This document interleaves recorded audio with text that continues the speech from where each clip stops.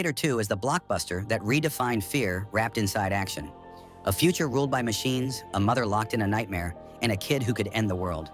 Cameron didn't just make a movie, he engineered a warning one about technology learning, faster than we can control, groundbreaking effects that almost melted Hollywood. The most terrifying villain who barely speaks, and decisions that haunted the cast forever. These are the dark secrets hidden beneath the explosions, and one scene that pushed everyone past their breaking point. Because the more you learn about Terminator 2, the more chilling it gets. Number 1, Arnold Schwarzenegger was never supposed to protect John Connor. He was supposed to destroy him. Just like the first movie, James Cameron wanted a brand new villain, sleeker, faster, more terrifying than a metal tank. But studio execs said no. They believed fans only cared about one thing: Arnold as the killer robot. So Cameron flipped the script. The monster became the protector, and it changed movie history. Audiences didn't know who to trust. Some even refused to believe the twist until the mall scene. When the T-800 steps forward, drops the shotgun roses, and says, "Get down," that moment didn't just save John, it saved the entire franchise. Number 2, the liquid metal. T-1000 almost had a different face. James Cameron didn't want a bodybuilder. He wanted someone who could blend in, look like a normal person, but murder you in seconds. At first, the studio wanted a big star, but Cameron refused. He said the T-1000 should feel like a ghost, a silent hunter. Then he found Robert Patrick not for his muscles, but because of how fast he could run. Cameron filmed Patrick sprinting and realized this villain didn't need brute strength, he needed speed. That's why every chase in this movie feels like a nightmare, where the monster never stops, never slows down, and never stops coming for you. Number 3, Sarah Connor's transformation in this movie wasn't acting. Linda Hamilton trained with real special forces, not movie stunt guys. Real soldiers who taught her how to fight, how to shoot, and how to survive. She trained 6 days a week, firing hundreds of rounds, learning brutal disarms, and building the arms that became iconic. She pushed so hard, her instructor said she could qualify for real service. Linda wanted you to believe this woman could save the future. And even Arnold was impressed because this time, the human looked more dangerous than the Terminator. Number 4, there was a deleted scene so intense that test audiences asked for it to be removed. In the original cut, Sarah Connor escapes the hospital, but she gets a vision, a nightmare, where she sees herself trying to warn people at a playground. Right before Judgment Day hits kids, laughing, swings, moving, then everything turns to fire. Their skin burns away, and she is set on fire. The studio thought it was too disturbing, too real, so they replaced it with a smaller version. But the full scene was locked away for years because people couldn't handle the truth of the future. She was fighting to stop. Number 5. When Arnold first appears in the movie, walking into the bar completely naked, those tough bikers you see were not actors. They were a real biker gang from Los Angeles. The producers knew they needed people who would not be intimidated by Arnold, so they hired an actual gang to fill the bar.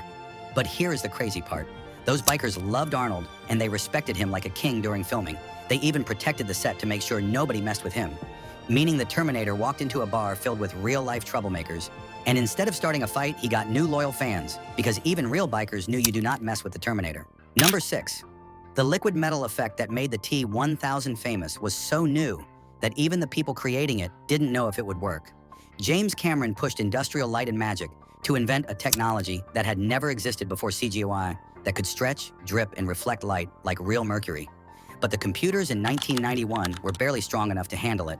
One single shot of Robert Patrick melting through a prison bar took almost 10 days to render, and the studio's machines overheated so often that the team joked they were melting. Just like the T-1000, every reflection had to be painted by hand frame. By frame, the artist called it digital torture. And yet, that torture gave us one of the most iconic villains ever made. Number 7. When the T-1000 mimicked Sarah Connor in the final act, audiences thought it was a digital effect, but no computer was involved.